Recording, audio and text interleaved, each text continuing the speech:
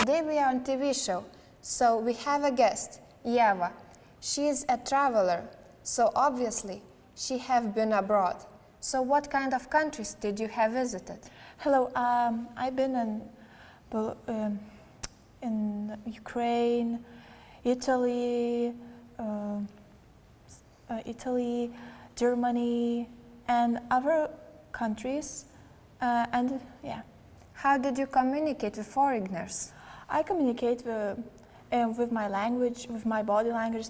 If somebody asks me and they don't know some language, I show like in body language, it's okay, or it's bad, or it's nice, or it's sad. Like I express myself with body language, and it's kind of helpful.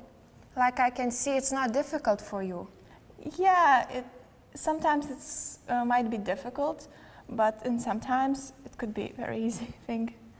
Usually, did you speak formal language or informal? If I travel like a holiday trip, I speak informal language. But if I travel like for example, for some business, I speak informal language.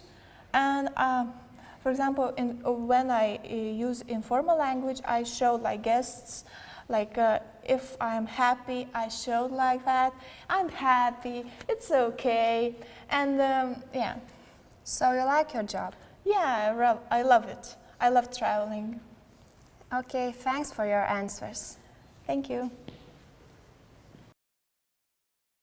Hello. Hi. Nice to meet you. How do you communicate with foreigners? Usually I communicate with hand moves. For example, when I want to say hello, I just wave it at them. And if I want to buy something in store, I just show it. And how about you? Well, I usually use my formal language when I speak to adults and people that are more old than me. And I use informal language when I speak to people my age. I also use a lot of hand gestures like hello, goodbye, and I show them what I want, and that's it.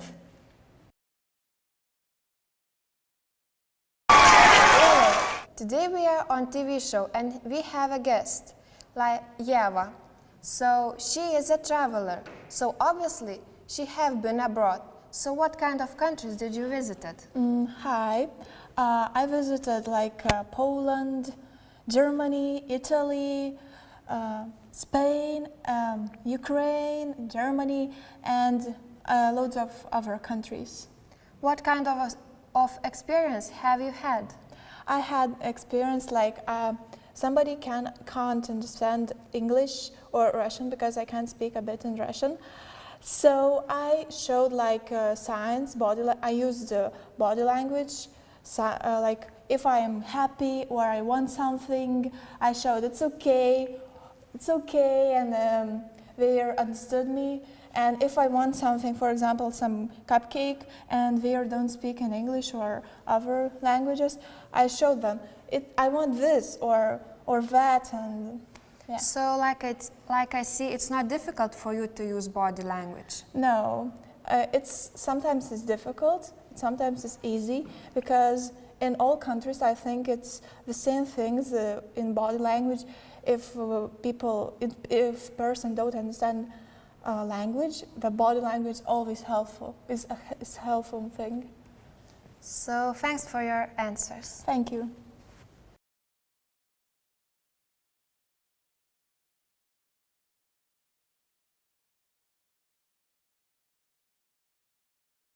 Welcome. We are here today to discuss nonverbal communication. Mrs. Smith is an expert. What are the things in nonverbal communication that you consider important? Nonverbal communication is sending and receiving messages in a variety of ways. Some people are not conscious of this. It includes, for example, touch, eye contact, proximity, gestures, facial expression. Did you know that a minute ago you made your first mistake? Really? What did I do wrong? You touched my shoulder. Was it a problem? Touch is culturally determined. basic message of touch is to affect or control. Some cultures do not approve of any touching between genders. Other cultures may shake or touch hands more willingly than others. I assume that it's a good rule to be conservative with the way you touch people from other cultures when communicating with them. And if they appear to use more physical contact, I should follow suit. That's right, but there are some other rules concerning gestures. In some cultures, pointing with an index finger, giving the OK sign, and other common gestures can be seen as offensive. So, your advice is to know open-handed gestures. For instance, we can use our whole hand if we need to point to something. Yes, of course. Another very important thing is the posture. My advice is to keep your feet on the floor, sit up straight, and to not use your arms too expressively. This is because the certain postures can be seen as offensive to others. For example, showing your foot in some cultures is seen as a rude gesture. I've been told that there are cultures that avoid eye contact. That's right. On one hand, looking another person in the eye when you speak is seen as a sign of honesty and interest. On the other hand, in other cultures, it may be seen as disrespectful. Some cultures think that not looking a superior person in the eye when communicating is a sign of respect. To conclude with, we should follow suit if we are comfortable doing so. Thank you very much for your advices.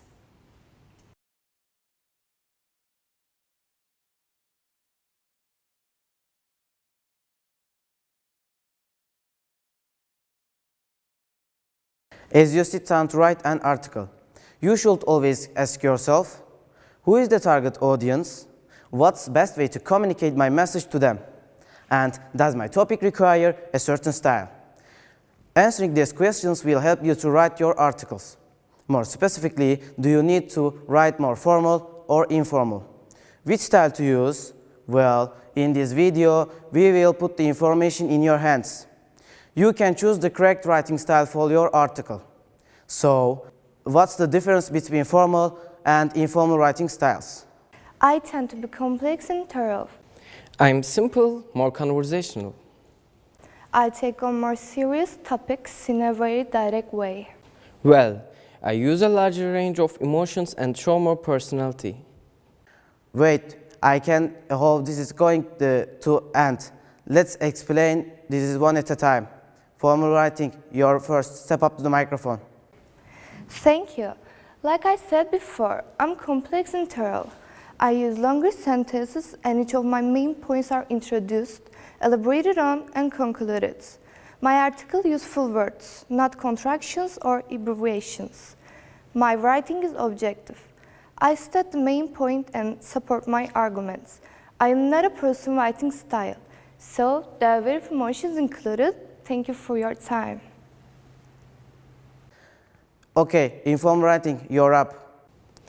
I'm much more conversation than our former friends. Sometimes I use slang or even figures of speech. Speak include more. I also direct it to you, the audience, by using words like you or your.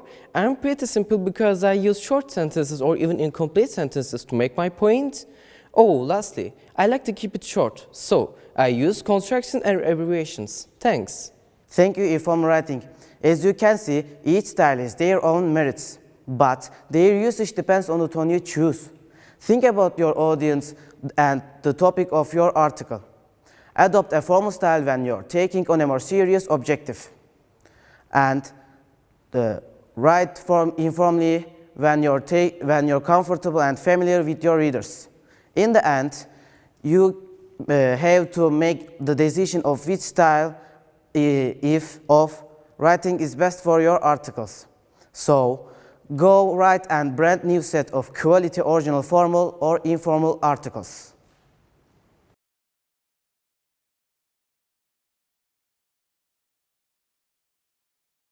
Communication means putting together people, experience, information, thoughts, and emotions. Verbal communication, written or spoken, with people from other countries requires knowledge of a common linguistic system with its own grammatical, syntactic, and semantic rules. Today, the linguistic passport for the world is English. It is not enough to know and to be able to speak in order to start an appropriate and fluent conversation with people from different countries. Since you have to keep in mind some precautions and social rules during communication.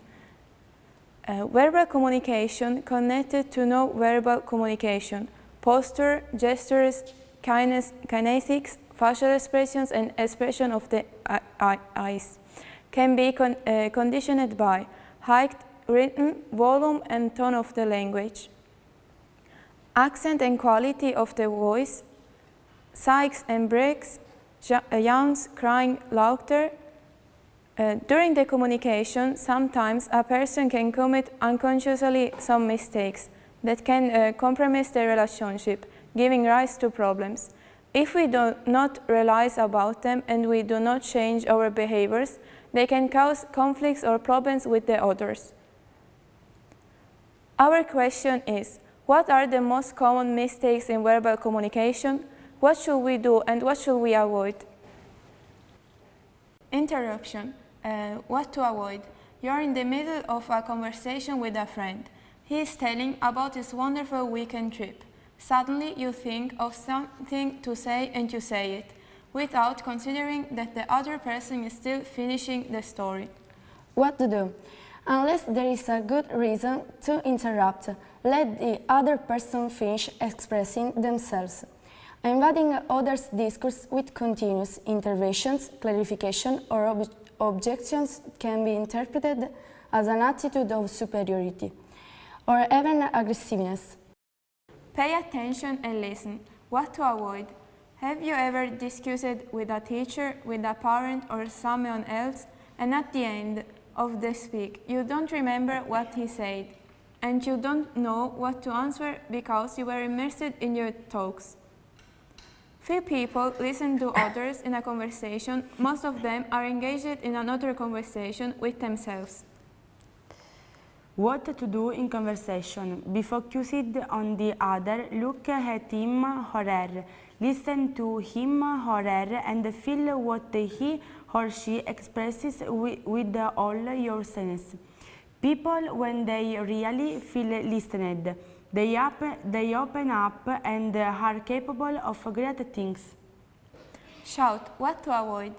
How often have you talked and shouted to your interlocutor to try to get an opinion passed? How often have you achieved the desired result? Screaming does not mean being listened to. Screaming will make you look like a person out of control who does not know how to manage his or her emotions.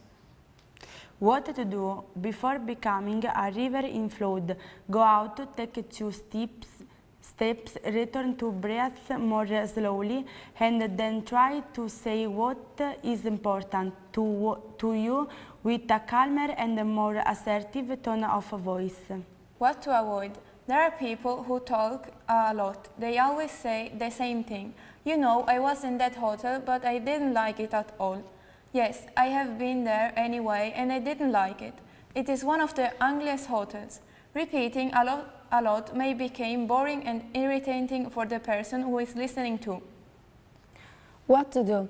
Was it too much talkative, loses effectiveness, express a concept and move on. You before I.